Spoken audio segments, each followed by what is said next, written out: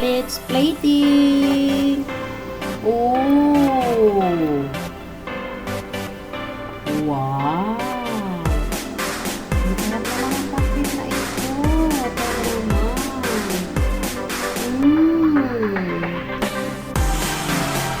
This is super good.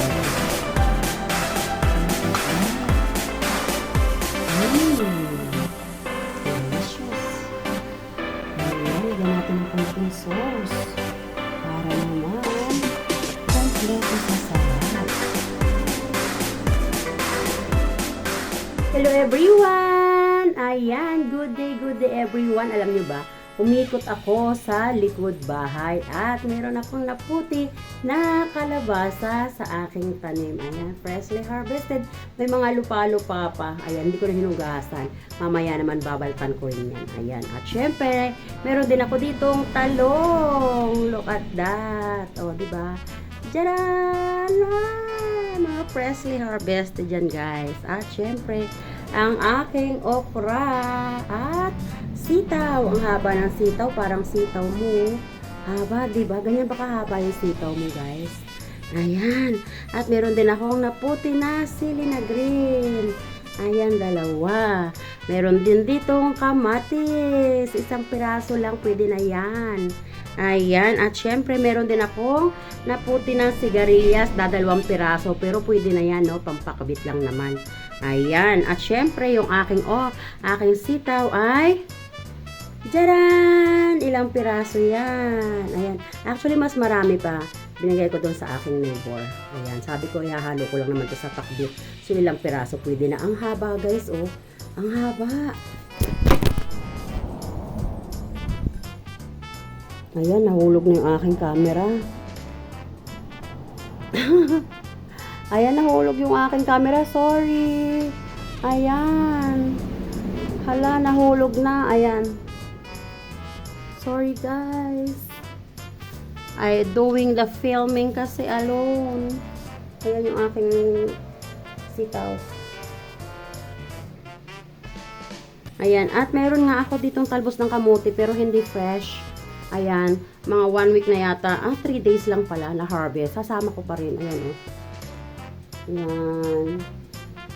3 days na siya na na-harvest. Nasa rep lang siya. Kasama ko na lang kasi kawawa naman. Kasi ang red kamote tops is high of iron, vitamin E, vitamin C, and antioxidant property. Yes, kaya naman lagi tayo mangain ng red kamote tops, lalo na sa mga lagi nakababad sa social media o laging na BBC, laging puyat, performing their job. So, red kamote tops, it's very good, guys. Yes, ayan, halika na. Tayo ay magluto na. Ayan, prepare muna natin.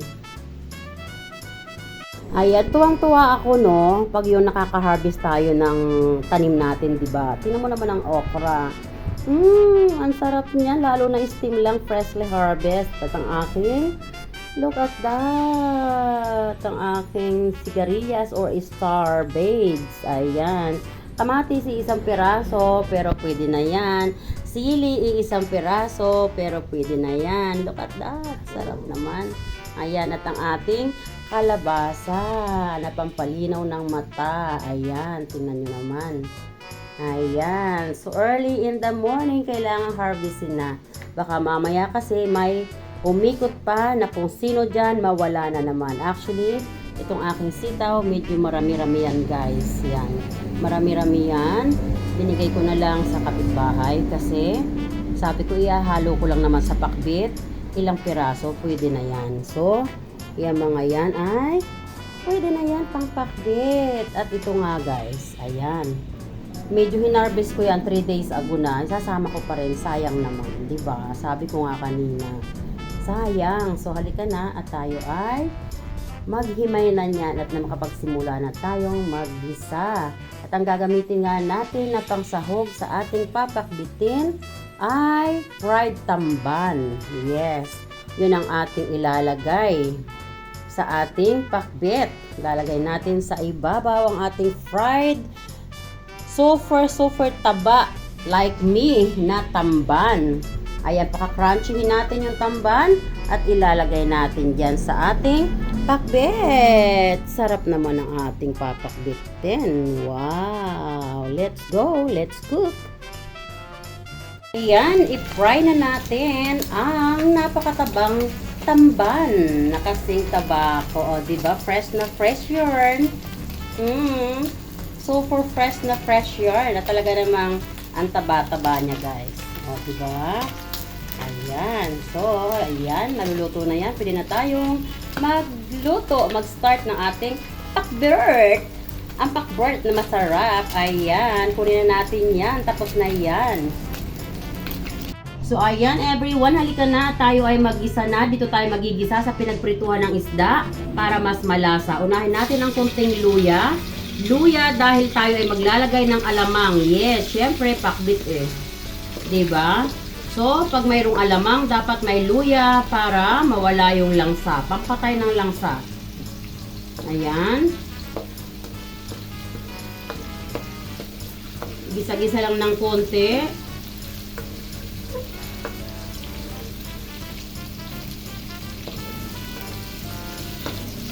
Nilagay ko na rin yung ating bawang.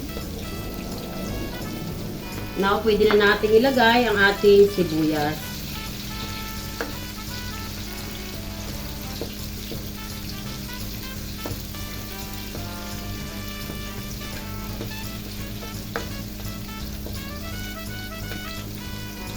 Bango. And yes, pwede na natin ilagay ang ating konting kamatis. Yes. At ang ating alamang nga pala ay hinugasan ko para matanggal ang ferment. I mean, para mabawasan yung ferment. Hindi rin kasi maganda yung alamang pag napakataas ng fermented. Ayan, pwede na natin ilagay ang ating alamang at nasa strainer pa nga yan.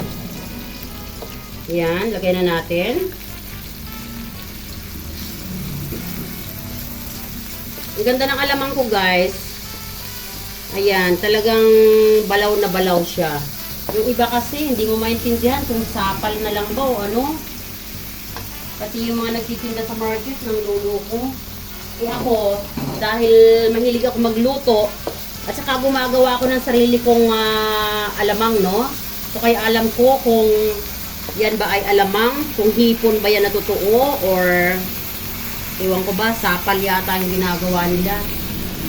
Bango, guys, bango. Ayan, hihinaan ko ng konti ang apoy at maglalagay tayo ng iba pang ingredients. Mula sa medium heat, ilagay natin sa very low heat. At dito nga ay maglalagay tayo ng pamintang durog. Kayo na po ang bahalang mag-adjust kung gaano karami ang gusto nyong pamintang durog. Pagdating sa ganitong lutuin, gusto ko ng medyo marami-rami ang pamintang durog. Ayan. At dito nga ay maglalagay na rin ako ng ating partner sa kusina na ginisa mix. Hindi po ito supporters, pero Ajinomoto ginisa mix bikini men. Ayan. Para paghalo ko ng gulay ay ayan, halu-haluin lang natin. Bango, guys. Lutuin muna natin yung alamang, guys, bago natin ilalagay yung gulay. And yes, maglalagay tayo ng sugar to balance the taste. Once again, haluin.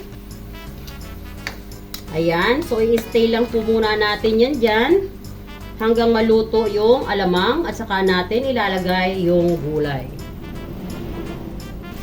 So ayan mga best, dahil luto na ang ating alamang at iba pang mga ingredients. Ako ay normally naglalagay ng kamote. This time wala akong kamote, so maglalagay ako ng kamuting kahoy. Babalik ko na ulit yan sa medium heat. Ayan. Haluin lang muna natin. At paglagay nga natin ang kamuting kahoy, ngayon naman ay ilalagay ko na rin ang aking freshly harvest na kalabasa. Ayan. So, haluin lang. Ayan. Pagkalagay nga natin ng kalabasa, ay ilalagay na natin ang samut-saring gulay.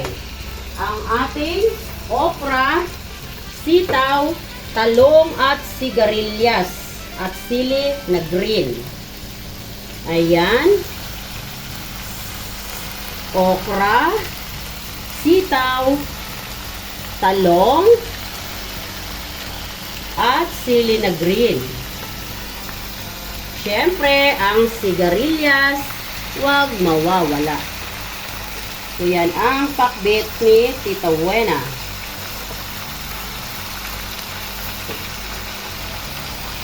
So, ayan mga guys.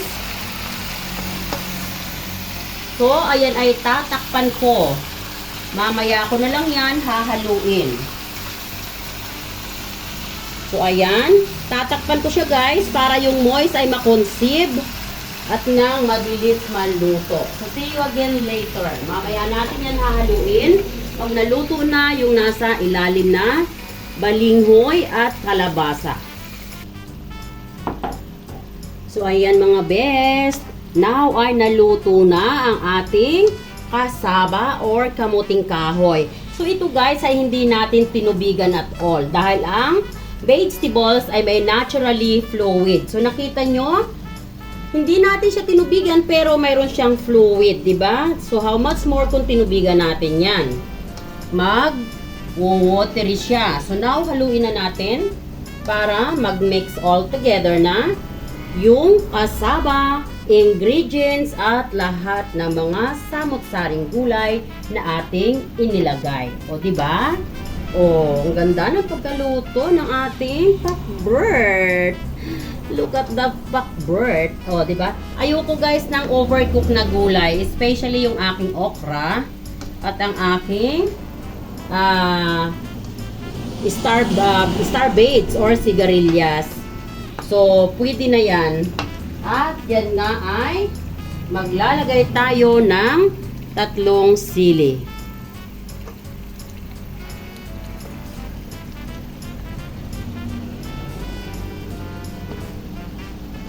And now, ilalagay na natin yung ating tamban fish. Ayan.